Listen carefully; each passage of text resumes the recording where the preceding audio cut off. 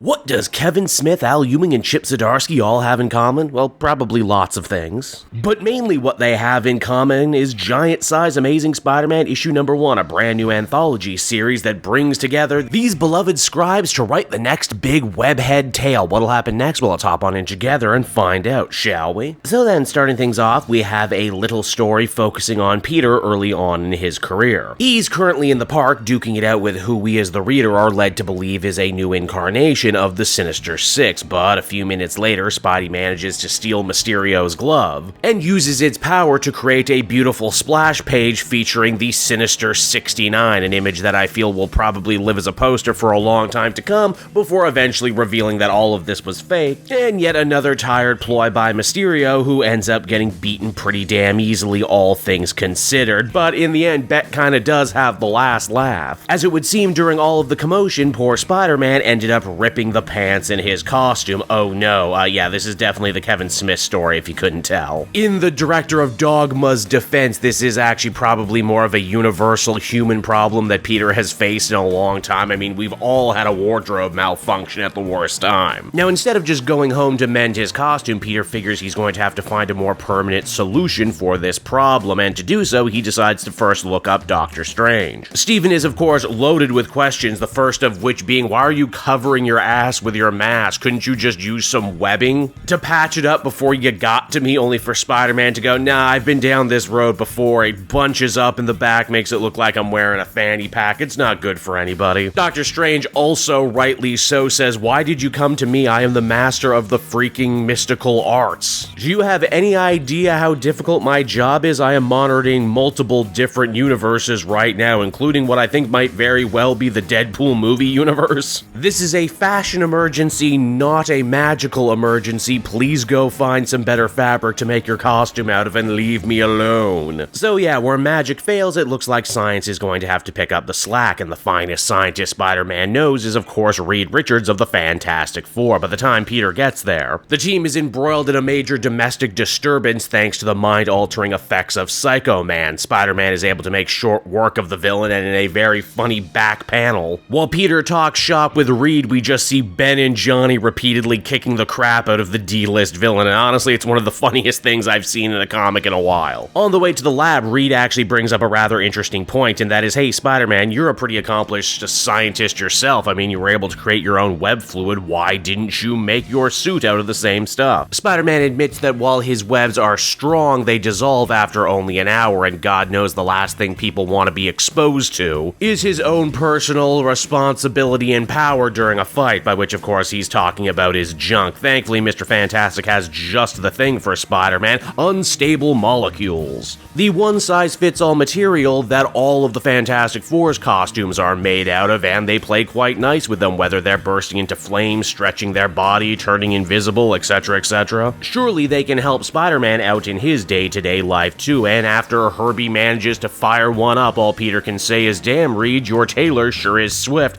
Damn it, Spider-Man. Johnny made the exact same joke when I gave him his suit. I can see why you're friends. Spider-Man gets the opportunity to test out his brand new suit right away in a battle with Carnage. He gets cut up pretty good, but the suit manages to heal itself. Now, if you're out there right now trying to rack your brain and figure out where exactly this story could exist within the greater Spider-Man canon, don't worry, because the final stinger at the end of this one is the revelation that Reed Richards has made this more or less as a giant commercial for unstable molecules. I will say this much for the story: for better or worse, it definitely feels like a bit that Kevin Smith would probably deliver during one of his speaking tours. Now, from a comedic tale to a more mystical, magical one, the next story is written by Al Ewing. It's called 616 Day, and it begins with Eternity. One of the most powerful characters in the Marvel cosmology coming to Peter Parker in a dream saying that his help is needed to avert disaster. At first, Spider-Man thinks this dream is just that, a dream, but the next day he can't help but see the number 616 everywhere he goes.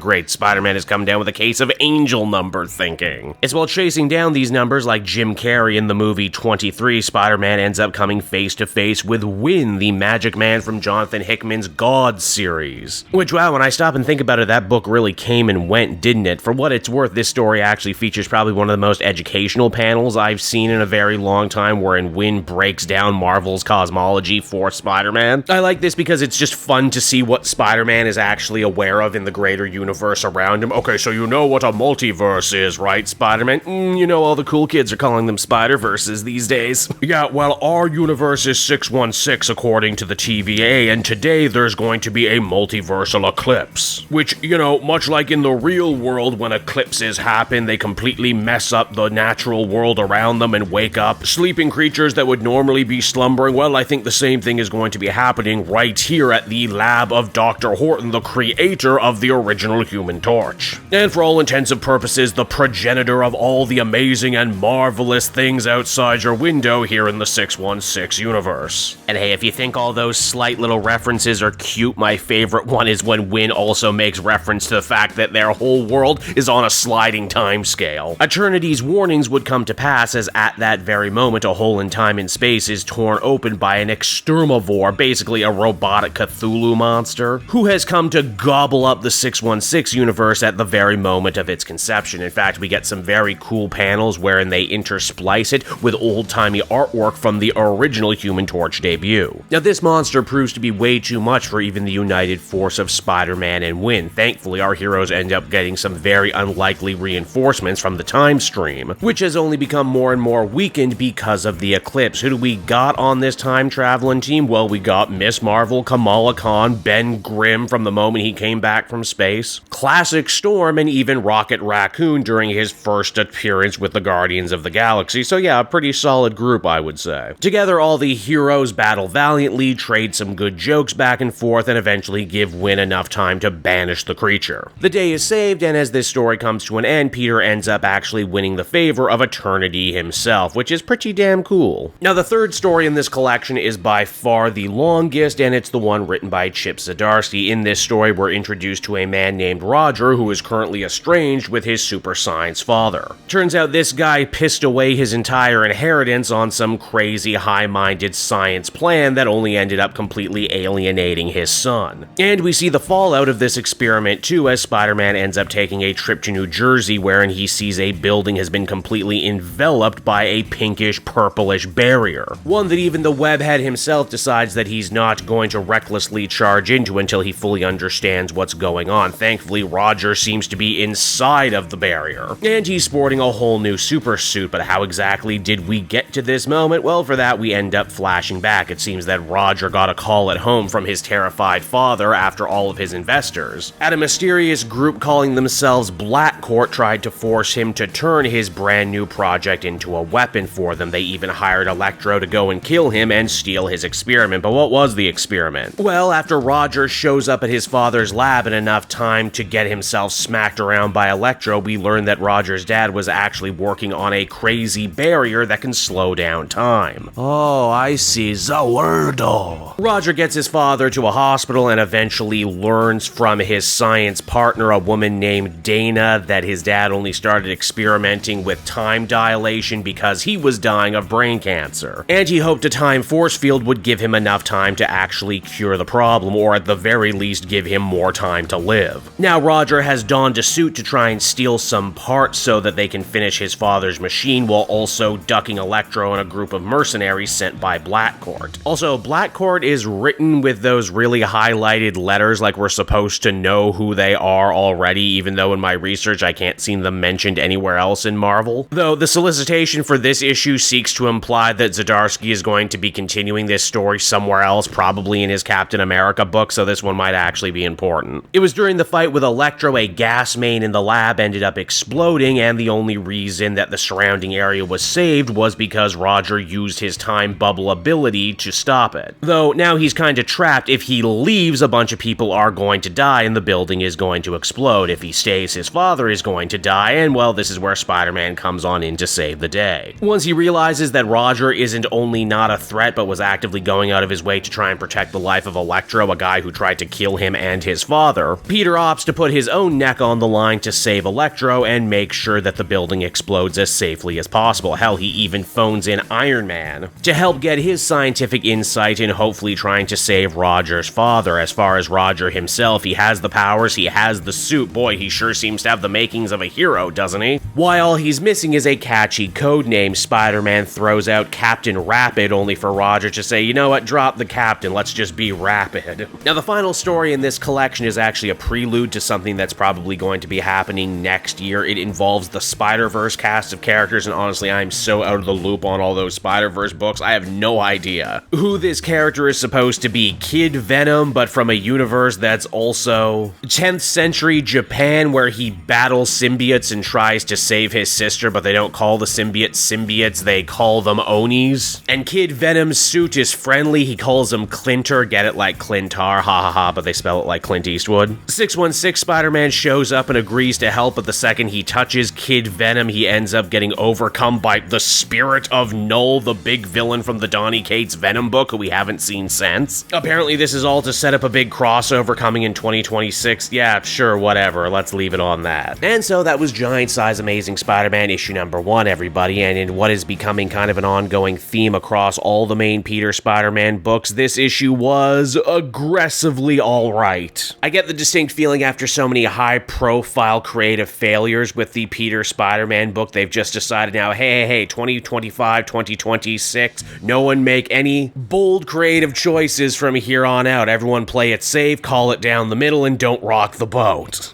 And yeah, that's not to say that's a bad thing. I had a pretty alright time reading this collection of stories. I laughed at the Kevin Smith bit, the stuff with Wynn that's left over from Gods I thought was fun and exciting. The art in all these stories are absolutely great, lovingly rendered with some images that could very well become posters in their own right, images that could live forever. But I also feel like I'm going to forget the bulk of these stories as soon as I'm done rendering this video. In fact, I struggled to remember a lot of what happened in these stories while I was making the video. Then, of course, there's the fact that this book actually is going to end up running you about $10 American, which is like 12 to 13 bucks Canadian for me. And for what you get, do I think this book is ultimately worth it? No, probably not. I would give it a 7 out of 10, but I would also say you're probably not missing much if you skip this one.